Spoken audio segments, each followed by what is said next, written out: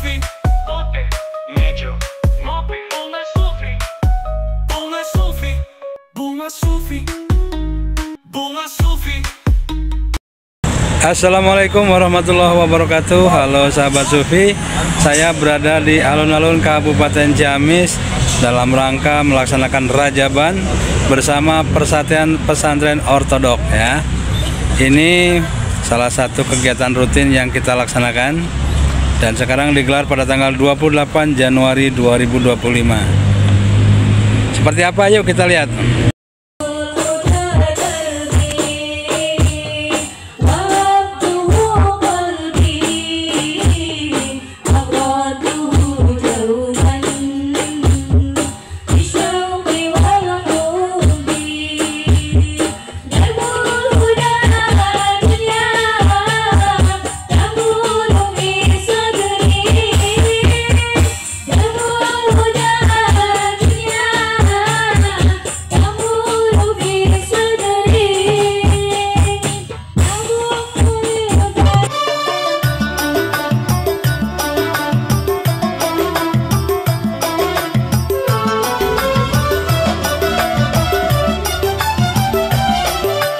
Ayat kaget. Menerima jagoan ayat kaget yang pada kesempatan yang berbahagia ini akan dikedepankan oleh Mama Rahel. Mohon maaf apabila ada penyebutan salah dalam penyebutan. Kepada yang terhormat Mama Rahel, silakan.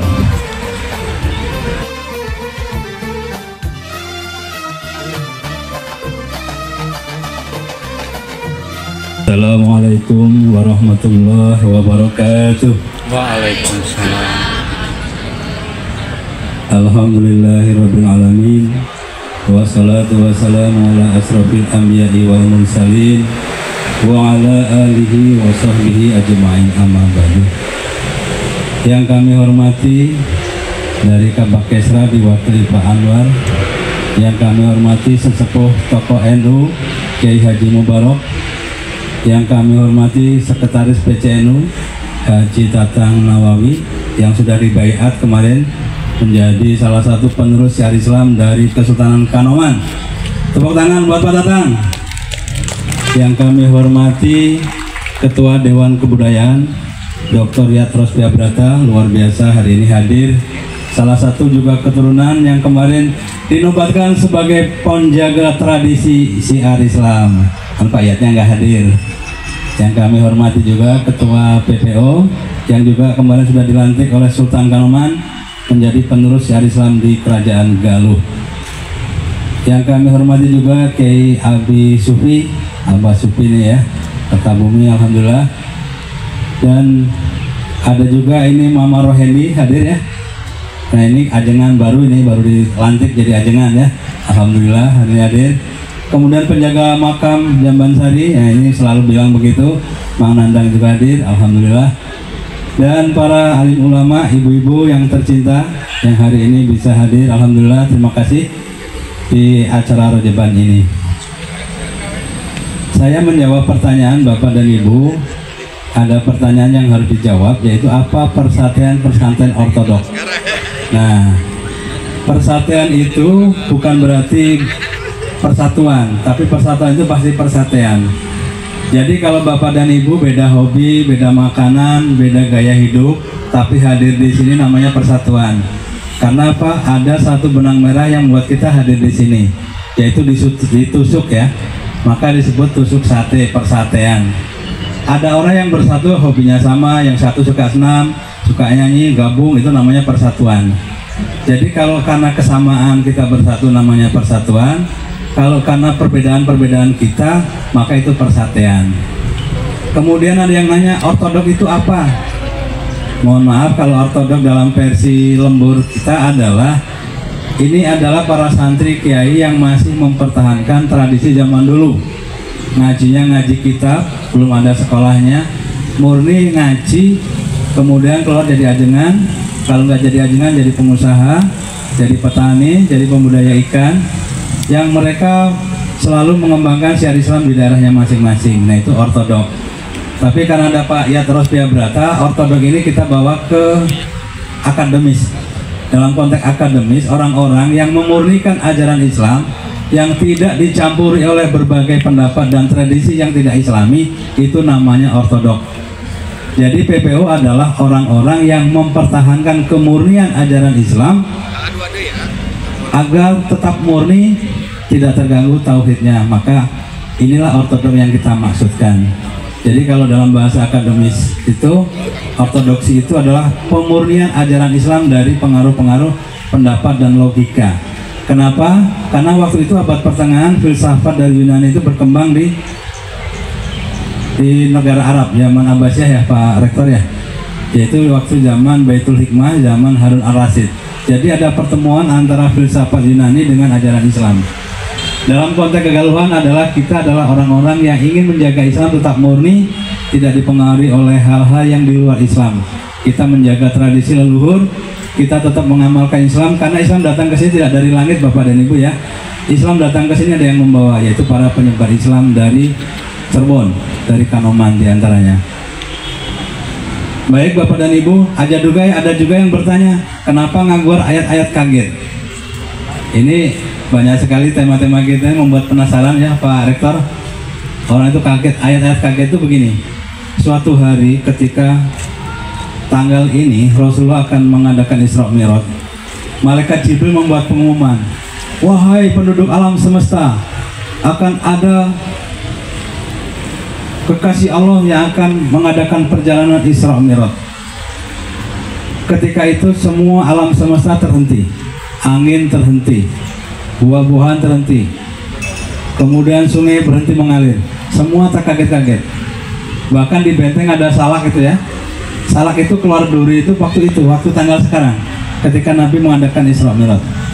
Ada durian benteng ya, itu keluar durinya, durian itu pada saat Nabi Muhammad akan melakukan Isra wal Mi'raj.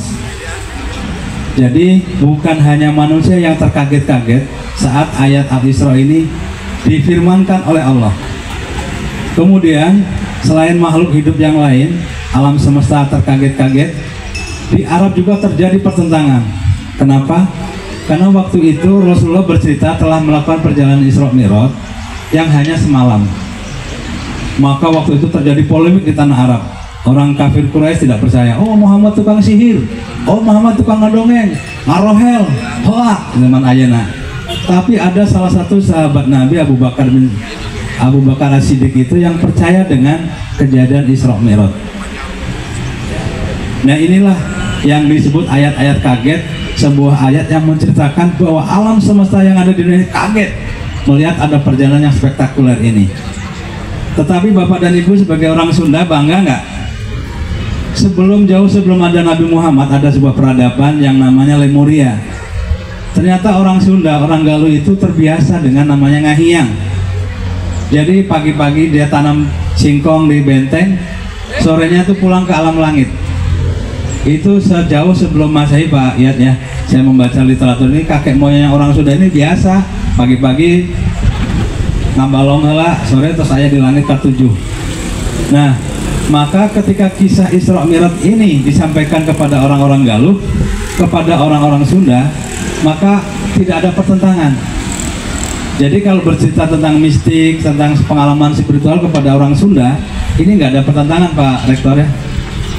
Jadi kita lebih mudah menerima hal-hal yang mistik, hal-hal yang tidak dipahami logika. Kenapa? Kakek moyang kita ini biasa pagi-pagi di sini di tanah Galuh, nanti sore pulang ke itu. Sehingga orang Galuh itu kalau melihat masalah itu dari ketinggian Bu. Makanya gini Pak, hampir semua orang-orang Galuh ini semuanya jadi kiai, semuanya jadi filosof, semuanya jadi dukun. Apa aja yang di tanah kita ini semuanya bermanfaat. Air ditiup jadi doa. Bahkan ini Mama Rohendi ini jangankan manusia, jurik juga kabur itu. Nah ini apa artinya? Allah menciptakan tanah Galuh ini dengan tersenyum, surga yang tersembunyi, maka disebut priangan.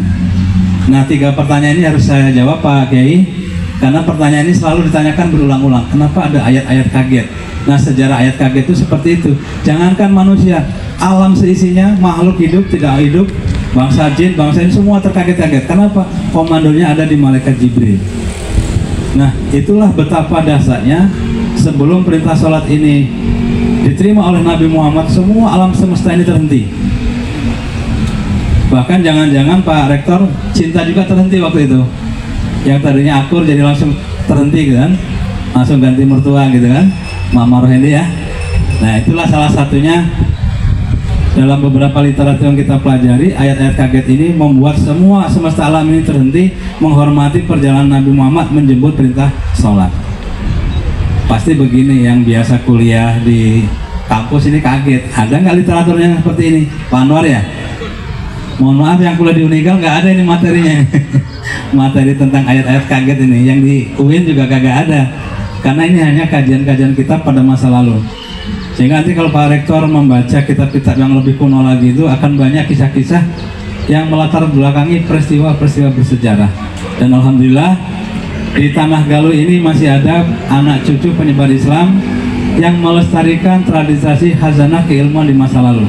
Di antaranya yang tadi kita ceritakan itu khazanah keilmuan di masa lalu para penyebar Islam yang hadir di Tatar Galuh Ciamis. Nah, inilah karena kemarin kita sudah dilantik menjadi salah satu penerus penyebar Islam di Tatar Galuh, kita akan selalu merawat. Pertentangan hari ini adalah Pak Rektor antara tradisi dengan agama, ada upaya dibenturkan. Tetapi Sunan Gunung Jati dari dulu membuat tradisi ini menguatkan ajaran Islam. Jadi jangan kebalik, ajaran Islam rusak oleh tradisi. Nah, Dewan Kebudayaan adalah salah satu wadah yang nanti ke depan akan mengakurkan ya, akan sinergi antara tradisi dengan ajaran Islam. Jadi jangan ada lagi nanti bid'ah khurafat.